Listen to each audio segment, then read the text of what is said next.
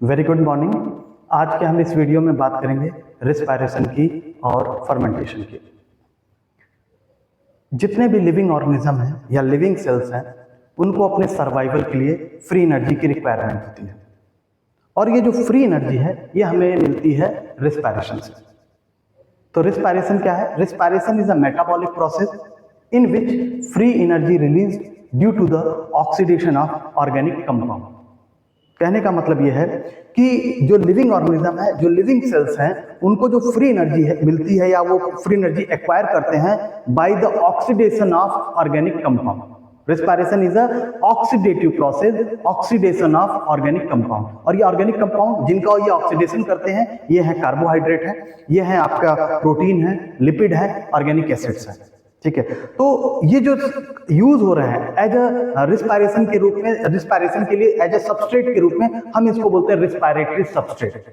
और इसमें से भी कॉमनली जो यूज होता है, जनरली जो यूज होता है, वो यूज होता है कार्बोहाइड्रेट, और उसमें भी मुख्य रूप से ग्लूकोज, जो कि एक हेक्सोज शुगर है, 6 कार्बन का शुगर है, वो यूज होता है रिस्पायरेशन के लिए। तो रिस्पायरेशन में एक ग्लूकोज मॉलिक्यूल टूटता है और टूट कर देता है फ्री एनर्जी। अगर हम इसके फार्मूले को देखें तो कुछ इस प्रकार से हम देख सकते हैं उसको कि C6H12O6 ऑक्सीजन की प्रेजेंस में हो रहा है ये प्रोसेस, 6CO2 प्लस 6H2O और 686 किलो कैलोरी एनर्जी पर मोल रिलीज होती है। तो एक ग्लूकोज मॉलिक्यूल के टूटने से हमें मिलता है 686 किलो कैलोरी एनर्जी। और ऑक्सीजन की जब प्रेजेंस में हो तब इस तरह के रिस्पायरेशन को हम एरोबिक रिस्पायरेशन बोलते हैं। और जब एंड प्रोडक्ट कार्बोहाइड्रेट और वाटर हो तो हम इसको बोल सकते हैं कंप्लीट रिस्पायरेशन। कहने का मतलब यह है कि हम ऐसा कह सकते हैं कि रिस्पायरेशन को दो प्रकार का है, एरोबिक रिस्पायरेशन और एनएरोबिक रिस्पायरेशन।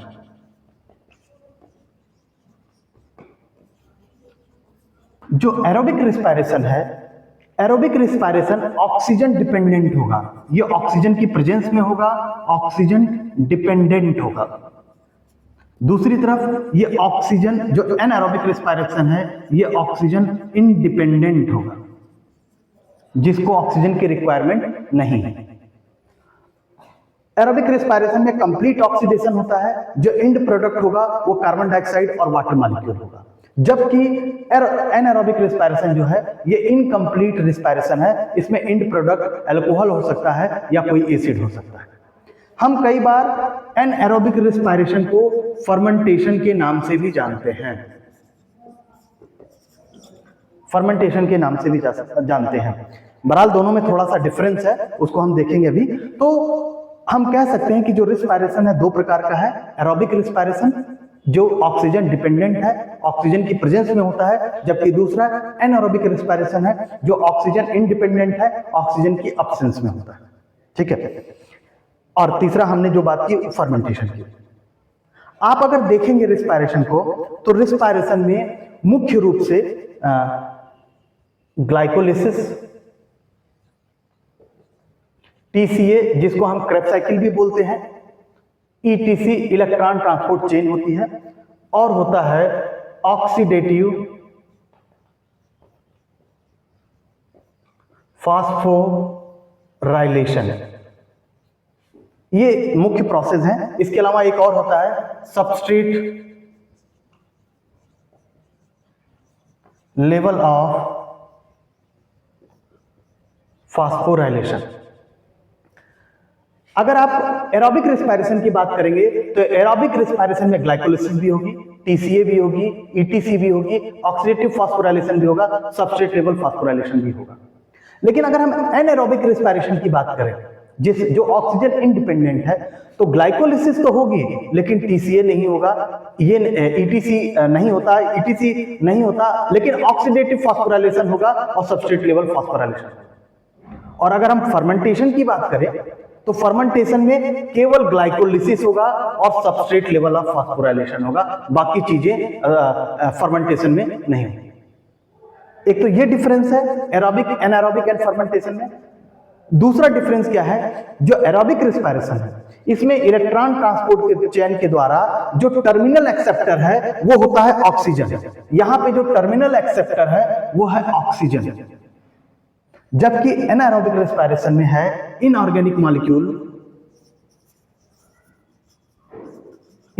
मॉलिक्यूल सल्फेट हो सकते हैं, फ्यूमरेट हो सकते हैं, नाइट्रेट हो सकते हैं, इस तरह के टर्मिनल एक्सेप्टर होते हैं। जबकि फर्मेंटेशन में जो होता है वो टर्मिनल एक्सेप्टर होता है ऑर्गेनिक मॉलिक्यूल। ठीक है, तो मेन आप ये समझिए इसको कि एरोबिक रिस्पायरेशन एक तरह का कंप्लीट रिस्पायरेशन है जिसमें ये सारी प्रोसेस होती हैं और कंप्लीट ऑक्सीडेशन होने की वजह से मैक्सिमम एनर्जी का रिलीज होता है। जबकि एनारोबिक रिस्पायरेशन जो ऑक्सीजन इंडिपेंडेंट है वो उसका जो टर्मिनल एक्सेप्टर है वो है फ्यूमरेट हो सकता है, मैलेट हो सकता है, नाइट्रेट हो सकता है, डिफरेंट टाइप के इनऑर्गेनिक कंपाउंड हो सकते हैं। और इसमें जो एंड प्रोडक्ट होता है वो अल्कोहल हो सकता है, एसिड हो सकता है। सेम इसी प्रकार से फर्मेंटेशन में भी जो एंड प्रोडक्ट होगा वो अल्कोहल या एसिड हो सकता है। इन तीनों में आप कॉमन देखेंगे कि ग्लाइकोलिसिस जो है वो कॉमन पाथवे है जो तीनों में ही पाई जा रही है, एरोबिक रिस्पायरेशन में भी, एनारोबिक रिस्पायरेशन में भी और फर्मेंटेशन में भी। हम इस ग्लाइकोलिसिस को नेक्स्ट वीडियो में देखेंगे डिटेल। तो जो ये ग्लाइकोलिसिस की प्रोसेस है ये तीनों के लिए ही जरूरी है। और इस प्रोसेस में, ग्लाइकोलिसिस की प्रोसेस में क्या होता है, जो ग्लूकोज मॉलिक्यूल है वो टूट कर बनाता है 2 मॉलिक्यूल पायरुविक एसिड के। ये 6 कार्बन का मॉलिक्यूल है, ये 3 कार्बन का मॉलिक्यूल है, तो 2 मॉलिक्यूल बन जाते हैं पायरुविक एसिड के। और इस ड्यूरेशन NaDH के 2 मॉलिक्यूल प्रोड्यूस होते हैं या बनते हैं। बाकी डिटेल हम देखेंगे ग्लाइकोलिसिस की, जो कि 10 स्टेप की प्रोसेस है। अब ये जो पायरुविक एसिड मॉलिक्यूल है इसका जो फ्यूचर है, इसका जो फेट है, जरा मैं इसको इरेज कर देता हूं।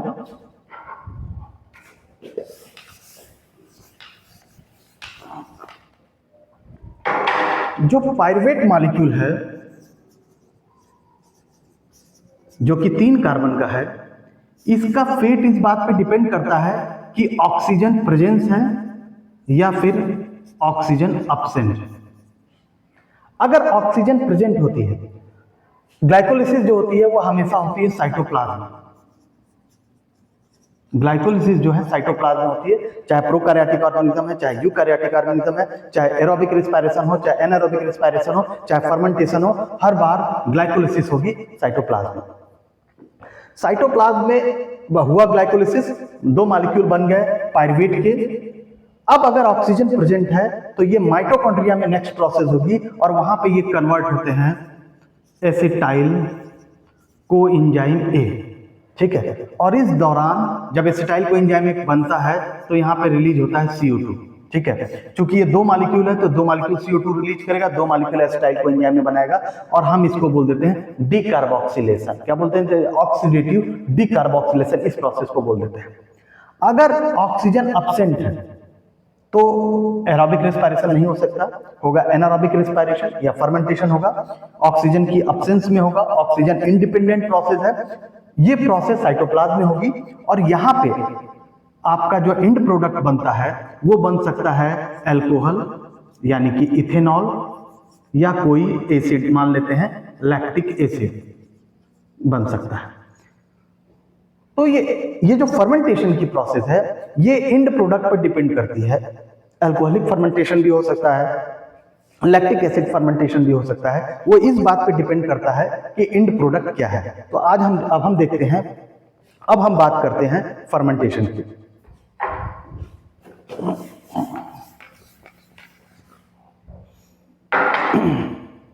अगर हम फर्मेंटेशन को देखें,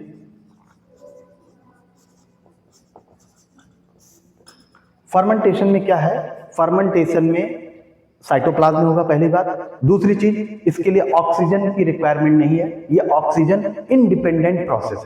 ठीक है, और ये डिपेंड करता है कि इसका एंड प्रोडक्ट क्या बनेगा। अगर एंड प्रोडक्ट अल्कोहल होगा तो हम उसको बोल देंगे अल्कोहलिक फर्मेंटेशन, अगर एंड प्रोडक्ट लैक्टिक एसिड होगा तो हम उसको लैक्टिक एसिड फर्मेंटेशन बोल देंगे। इसी प्रकार से प्रोपेनिक एसिड भी बनता है, ब्यूटेरिक एसिड भी बनता है, लेकिन मुख्य रूप से हम जो बात करेंगे वो बात करेंगे अल्कोहलिक फर्मेंटेशन की और लैक्टिक एसिड फर्मेंटेशन की। तो चलिए देखते हैं सबसे पहले हम अल्कोहलिक फर्मेंटेशन को।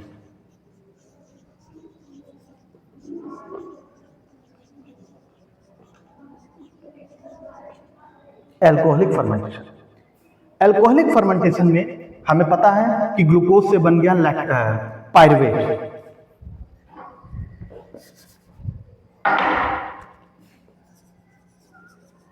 पायरुवेट साइटोप्लाज्म में 2 मॉलिक्यूल ग्लाइकोलिसिस के द्वारा बन गया पायरुवेट।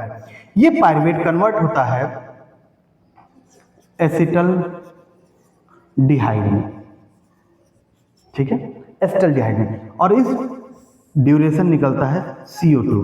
चूंकि 2 मॉलिक्यूल पायरुवेट के हैं तो 2 मॉलिक्यूल एसिटल डिहाइड के बनाएंगे और 2 CO2 मॉलिक्यूल निकलेगा। जो CO2 निकलने की प्रोसेस है इसको हम बोलते हैं डीकार्बोक्सिलेशन। डी माने कम होना, कार्बोक्सिलेशन मतलब कार्बन डाइऑक्साइड का। तो ये एक डीकार्बोक्सिलेशन प्रोसेस है और जो एंजाइम होगा उसका नाम हो जाएगा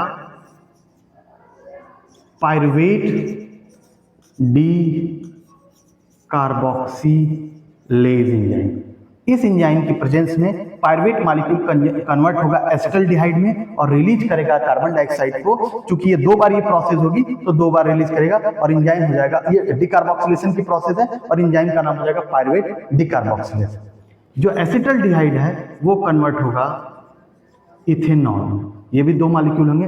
और इस इथेनॉल में बनने के दौरान जो ग्लाइकोलिसिस ने ग्लूकोज से जब पायरुवेट बना था तो यहां पे निकला था 2 मॉलिक्यूल NADH। ये NADH मॉलिक्यूल यूज हो जाएगा, 2 मॉलिक्यूल NADH के यूज हो जाएंगे और कहने का मतलब जो ग्लाइकोलिसिस के दौरान जो NADH का प्रोडक्शन हुआ था वो NADH यहाँ पे यूज हो जाएगा एसिटल डिहाइड को इथेनॉल कन्वर्ट करने में। और चूंकि यहाँ पे डिहाइड्रोजनेशन हो रहा है तो जो एंजाइम का नाम हो जाता है वो नाम हो जाता है अल्कोहल डिहाइड्रोजनेज एंजाइम। क्या नाम हो जाता है? Alcohol dehydrogenase enzyme. इस प्रकार से यहाँ पे एंड प्रोडक्ट है इथेनॉल और हमको मालूम है, और इसको हम अल्कोहलिक फर्मेंटेशन भी कह सकते हैं। और हमें मालूम है कि ये इंडस्ट्रियली बहुत इंपॉर्टेंट प्रोसेस है। जो बेवरेज इंडस्ट्री है वो इसी पे डिपेंड होती है। ईस्ट के द्वारा सैक्रोमाइसिस सर्विसी एक फंजाई है जिसका उपयोग करके फर्मेंटेशन में वो अल्कोहल का प्रोडक्शन करते हैं। तो ये प्रोसेस है आपकी अल्कोहल फर्मेंटेशन की। दूसरा जो फर्मेंटेशन है वो है आपका lactic acid fermentation. Lactic acid fermentation में भी वही है, जो 2 मॉलिक्यूल बने थे पायरुवेट के ये कन्वर्ट हो जाते हैं लैक्टिक एसिड में, 2 मॉलिक्यूल लैक्टिक एसिड के। और इस दौरान भी आपका जो NADH है जो ग्लाइकोलिसिस में बना था वो यूज हो जाता है और बचता है 2 मॉलिक्यूल NAD और एंजाइम का नाम हो जाएगा वही डिहाइड्रोजनेज, लेकिन पूरा नाम हो जाता है लैक्टेट डिहाइड्रोजनेज। ठीक है, तो इस प्रकार से पायरुवेट मॉलिक्यूल कन्वर्ट हो जाता है किसमें? लैक्टिक एसिड में। ये प्रोसेस जनरली मसल्स में होती है। फिर लैक्टिक एसिड मसल से लीवर में जाता है और वहां पे जाकर फिर से वो ग्लूकोज में कन्वर्ट हो जाता है। उसको हम बाद में कोरी साइकिल बोलते हैं, जिसको हम उसको बाद में डिस्कस करेंगे। तो इस प्रकार से हमने इस वीडियो में बात की रिस्पायरेशन की। रिस्पायरेशन 2 प्रकार के हमने देखे, aerobic anaerobic respiration. Anaerobic respiration का ही एक प्रकार है फर्मेंटेशन, जिसमें एंड प्रोडक्ट के आधार पे अल्कोहलिक फर्मेंटेशन या लैक्टिक एसिड फर्मेंटेशन हो सकता है।